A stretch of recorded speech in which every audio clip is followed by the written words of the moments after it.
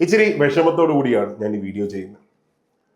Company board assistant, university assistant, SBCID, sub inspector, excise inspector, assistant jailer, national savings, അതേപോലെ Kerala administrative tribunal, അങ്ങനെ എല്ലാ degree level പോസ്റ്റുകളും notification വന്നു.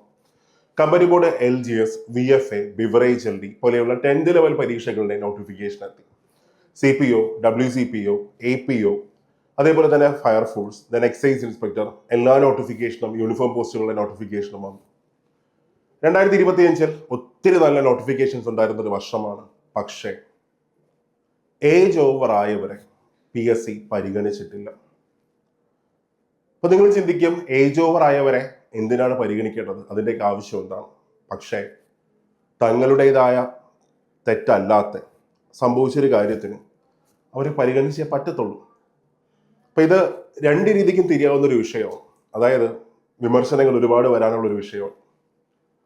ഇതിനു മുമ്പ് ഒരു വീഡിയോ ഇട്ടപ്പോഴും ഒത്തിരി നെഗറ്റീവ് കമന്റ്സ് ഒക്കെ ഉണ്ടായിരുന്നു, ഒരുപാട് പോസിറ്റീവ് കമന്റ്സ് ഉണ്ടായിരുന്നു, പക്ഷെ കുറച്ച് നെഗറ്റീവ് കമന്റ്സും ഉണ്ടായിരുന്നു. അതായത് എന്തുകൊണ്ട് രണ്ട് രീതിക്ക് വരുമെന്ന് ചോദിച്ചാൽ, ഇപ്പൊ ഏജ് ഓവർ ആയവരെ സംബന്ധിച്ച് അവർക്ക് ഇതിങ്ങനെ ഒരു സാധനം കിട്ടിയാൽ അവരുടെ ലൈഫിൽ ഏറ്റവും വലിയൊരു ഭാഗ്യമാണ്. അതായത് ഒരിക്കൽ തിരിച്ചറിയാതെ പോയ ഏറ്റവും വിലയുള്ളൊരു സാധനം വീണ്ടും അവർക്ക് കിട്ടുന്ന ഒരു ഫീൽ. അതേസമയം എക്സാം അപ്ലൈ ചെയ്യാൻ പറ്റുന്നവർക്ക് തങ്ങളുടെ അവസരം കൂടെ പോകത്തില്ലേ? അങ്ങനെയും ചിന്തിക്കാം, അങ്ങനെയും വരാം. അതുകൊണ്ട് തന്നെ വിവാദമുള്ളൊരു വിഷയമായതുകൊണ്ട് തന്നെ ഇതിനെക്കുറിച്ച് ആരും പ്രതികരിക്കത്തില്ല. പക്ഷേ എൻ്റെ മനസാക്ഷിക്ക് ശരിയെന്ന് തോന്നുന്നു, അതുകൊണ്ട് ഞാനിത് പ്രതികരിക്കുകയാണ്. ഉറപ്പായിട്ടും അവർക്ക് ഒരു ചാൻസും കൂടെ കൊടുക്കേണ്ടത് തന്നെയാണ്. എന്തുകൊണ്ട് ഞാൻ അങ്ങനെ പറയുന്നു? ഡേറ്റ് വെച്ച് നമുക്കൊന്ന് സംസാരിക്കാം. നിങ്ങൾ 2013 ഏപ്രിൽ 1 പെൻഷൻ പ്രായം 56 വയസ്സിൽ നിന്ന് 60 വയസ്സായി കേരള സർക്കാർ ഉയർത്തിയത്. അതായത് 4 വർഷം പെൻഷൻ പ്രായം കൂട്ടിയായിരുന്നു. അപ്പോൾ ശ്രദ്ധിക്കുക, ഒരു പരീക്ഷയ്ക്ക് അപ്ലൈ ചെയ്യാനുള്ള ഏജ് ലിമിറ്റ് 35 നിന്ന് 36 ഉയർത്തി. അതായത് പെൻഷൻ പ്രായം 4 വർഷം ഉയർത്തിയപ്പോൾ അപ്ലൈ ചെയ്യാനുള്ള ഏജ് ലിമിറ്റ് 1 വർഷം മാത്രമാണ് PSC കൂട്ടിയത്. ഇത് ഒരു അനീതിയല്ലേ? തീർച്ചയായിട്ടുമാണ്. അത് കഴിഞ്ഞ് രണ്ടാമതായിട്ട് കോവിഡ് എന്നൊരു മഹാമാരി വന്നായിരുന്നു. അതായത് എല്ലാവരും 2 വർഷം വീട്ടിലിരുന്നു. 2-3 വർഷമൊക്കെ വീട്ടിലിരുന്നു. അതിന്റെ ഒരു ഇമ്പാക്ട് ഭയങ്കര വലുതായിരുന്നു. ഒരുപാട് പേർക്ക് ജോലി പോയി, ഒരുപാട് പേരുടെ സ്വപ്നങ്ങളൊക്കെ തകർന്നടിഞ്ഞു. അതായത് ചിലപ്പോൾ ബിസിനസ് രംഗത്തൊക്കെ ഉണ്ടായിരുന്ന ഒരുപാട് ആൾക്കാരുണ്ടായിരിക്കും. അപ്പൊ അവരൊക്കെ ആണെങ്കിൽ അവർക്കൊന്നും ചെയ്യാൻ പറ്റാതെ, ചിലപ്പോൾ ലോൺ പോലും തിരിച്ചടയ്ക്കാൻ പറ്റാതെ ലൈഫൊക്കെ കയ്യിൽ നിന്ന് പൊക്കാണ്. എനിക്കങ്ങനെ ഒരുപാട് പേര് അറിയാൻ കേട്ടോ. അതായത് EMIs ഒക്കെ ഒരുപാട് പെൻഡിങ് ആയി. അവർ പിന്നീട് അതൊക്കെ ഒന്ന് കെട്ടിപ്പടിക്കെടുക്കാൻ വീണ്ടും ഒരു 1-2 വർഷം എടുത്താണ്. ചിലപ്പോൾ ഇപ്പോഴൊക്കെ ആയിരിക്കും അവരൊന്ന് സെറ്റിലായത്. പക്ഷെ അവരിപ്പോ വീണ്ടും ഒന്ന് പഠിച്ചു തുടങ്ങണമെന്ന് വിചാരിക്കുമ്പോൾ ഏജ് ഓവർ ആയിപ്പോയി. എന്ത് ചെയ്യാൻ പറ്റും? ഒന്ന് ആലോചിച്ച് നോക്കുക. SSC എക്സാം, അതായത് ഇന്ത്യ മഹാരാജ്യത്ത് PSC മാത്രമല്ല എക്സാംസ് കണ്ടക്ട് ചെയ്യുന്ന ഒരു ഏജൻസി ഉള്ളത്. PSC ഉണ്ട്, SSC ഉണ്ട്, RRB ഉണ്ട്, ബാങ്ക് എക്സാംസ് ഉണ്ട്, UPSC ഉണ്ട്, അങ്ങനെ ഒരുപാട് എക്സാംസ് ഉണ്ട്. ഇപ്പൊ ഇവിടെ ഞാൻ ഓരോന്നായിട്ട് പറയാം. ഫസ്റ്റ് റെയിൽവേ എടുക്കുകയാണ്. റെയിൽവേ 2024 വന്ന നോട്ടിഫിക്കേഷൻസ് മൊത്തം എടുക്കുകയാണെങ്കിൽ 2024 വന്ന നോട്ടിഫിക്കേഷൻസ് മൊത്തം എടുത്താൽ 3 വർഷം ഏജ് റിലാക്സേഷൻ കൊടുത്തായിരുന്നു. ഒരു തവണ 3 വർഷം. അതായത് NDPC ആയിക്കോട്ടെ, NDPC ഗ്രാജുവേറ്റ് ആണെങ്കിൽ 33 വയസ്സിൽ നിന്ന് 36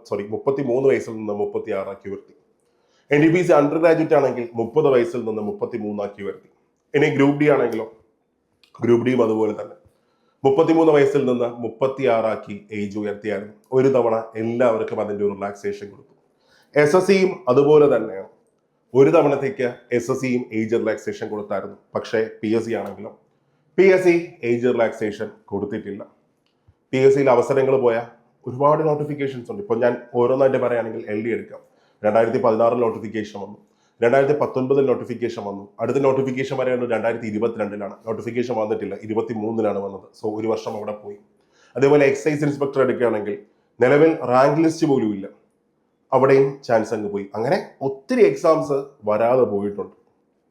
അപ്പോൾ അവരുടെ മാത്രം തെറ്റാണോ ഇത്? അല്ല. ഒരു തവണത്തേക്ക് ഒരു ഏജ് റിലാക്സേഷൻ കൊടുക്കേണ്ടത് തന്നെയാണ്. മാത്രമല്ല അടുത്ത് പറയുകയാണെങ്കിൽ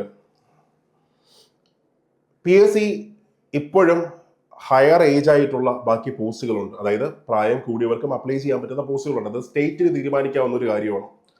അപ്പൊ അവിടെ നോക്കുക, ഇപ്പൊ മെഡിക്കൽ ഓഫീസർ എടുക്കുകയാണെങ്കിൽ മെഡിക്കൽ ഓഫീസർ 42 വയസ്സ് വരെ അപ്ലൈ ചെയ്യാൻ പറ്റും.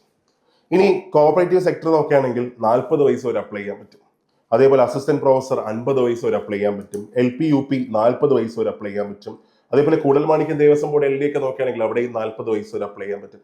അതായത് ചുരുക്കി പറഞ്ഞാൽ അതാത് സ്റ്റേറ്റുകൾക്ക് തീരുമാനിക്കാം ഒരു നോട്ടിഫിക്കേഷന്റെ അപ്ലൈ ചെയ്യാനുള്ള ഏജ് ലിമിറ്റ് എത്ര വയസ്സാക്കണമെന്നും അതാത് സ്റ്റേറ്റിന് ആസ് പെർ കോൺസ്റ്റിറ്റ്യൂഷൻ തീരുമാനിക്കാൻ പറ്റും.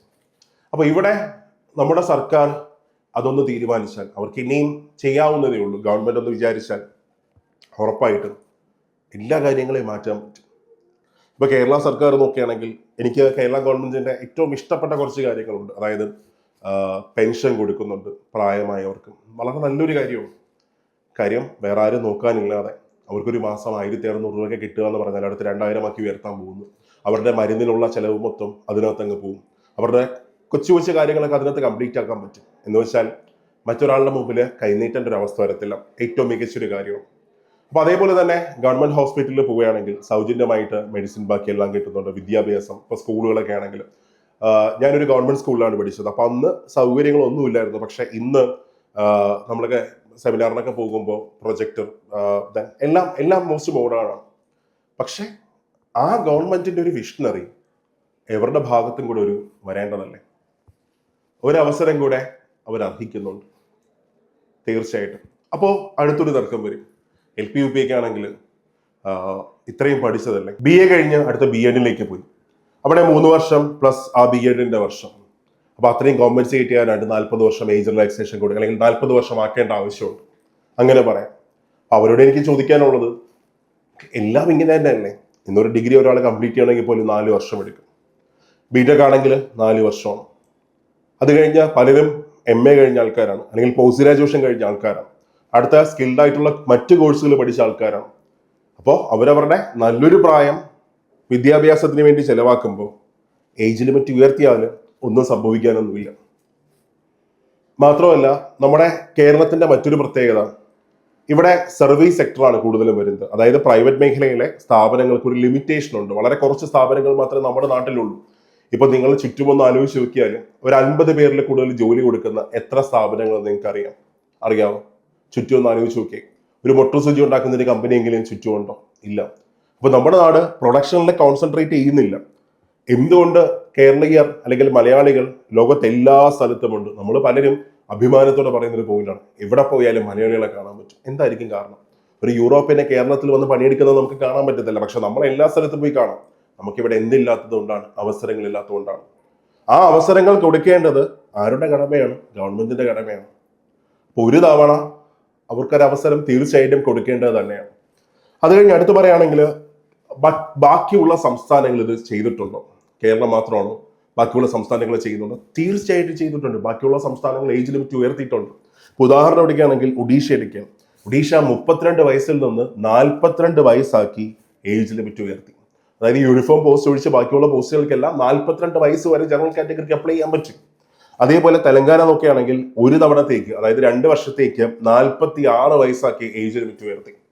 അത് കഴിഞ്ഞ് ആന്ധ്രാപ്രദേശ് നോക്കുകയാണെങ്കിൽ 42 വയസ്സായി ഏജ് ലിമിറ്റ് ഉയർത്തി ഒരു തവണ 2025 നവംബർ വരെ. അടുത്ത ഛത്തീസ്ഗഡ് നോക്കുകയാണെങ്കിൽ 2028 വരെ അവരും ഏജ് ലിമിറ്റ് ഉയർത്തിയായിരുന്നു. സോ അവർക്കെല്ലാം ചെയ്യാൻ പറ്റുമെങ്കിൽ കേരളത്തിലെ ഗവൺമെന്റിനും ചെയ്യാൻ സാധിക്കും. ഇത് ഒരുപാട് പേരുടെ ആവശ്യമാണ്. ഒരുപാട് ആൾക്കാർ പ്രാർത്ഥനയോടുകൂടി അവരിത്, എനിക്ക് തോന്നുന്നു എല്ലാ മന്ത്രിമാരെയും പോയി അവർ കണ്ടു കാണും, അവർക്ക് അറിയാവുന്ന MLA മാരെയും പോയി അവർ കണ്ടു കാണും. സോ പറ്റുകയാണെങ്കിൽ ഒരു തവണത്തേക്കൊന്ന് ചെയ്തു കൊടുത്താൽ അവരുടെ കുടുംബത്തിന്റെ എല്ലാവരുടെയും പ്രാർത്ഥന ഗവൺമെന്റ് കൂടെ കാണും. ഇത് ആലോചിക്കേണ്ട ഒരു വിഷയമാണ്. കേരളത്തിലെ എല്ലാവരും മേലോട്ട് പോകേണ്ടത്, എല്ലാവരും നന്നായിട്ട് ജീവിക്കേണ്ടത്, അത് എല്ലാവരുടെയും ആവശ്യമാണ്. അപ്പോൾ എൻ്റെ അഭിപ്രായം ഞാനിവിടെ പറഞ്ഞു. ഇതെന്റെ മാത്രം അഭിപ്രായമാണ്. അതങ്ങനെ മാത്രം നിങ്ങൾ കണ്ടാൽ മതി. അല്ല എങ്കിൽ ഒരാൾ വന്ന് പിച്ചും പേയും പറയും, അങ്ങനെ ഒന്ന് മനസ്സിലാക്കിയാലും മതി, കുഴപ്പമില്ല. പക്ഷെ ഇത് പറഞ്ഞില്ല എങ്കിൽ എനിക്കൊരു സമാധാനം കാണത്തില്ല. അതാണ്. എന്ന് വെച്ചാൽ ഇതിനു മുമ്പ് നമ്മുടെ ചാനലിൽ ഒരു വീഡിയോ ഇട്ടപ്പോൾ ഏതാണ്ട് 500-ലധികം കമന്റ്സ് ഉണ്ടായിരുന്നു. 500-ലധികം കമന്റ്സ്. അപ്പൊ അത്രയും ആൾക്കാർ, അല്ലെങ്കിൽ അതിനേക്കാളും ഒരുപാട് ആൾക്കാർ, ഒരുപാട് പേര് കാണണമെന്നില്ല, പക്ഷെ അത്രയും ആൾക്കാർ ഈ ഒരൊറ്റ കാര്യത്തിന് വേണ്ടി കാത്തിരിക്കുന്നുണ്ട്. അപ്പോൾ മറ്റൊന്നും പറയാനില്ല. ഇതൊന്ന് ചെയ്തു കൊടുത്താൽ അവരുടെ എല്ലാം പ്രാർത്ഥന ഗവൺമെന്റിന്റെ കൂടെ കാണും. Thank you.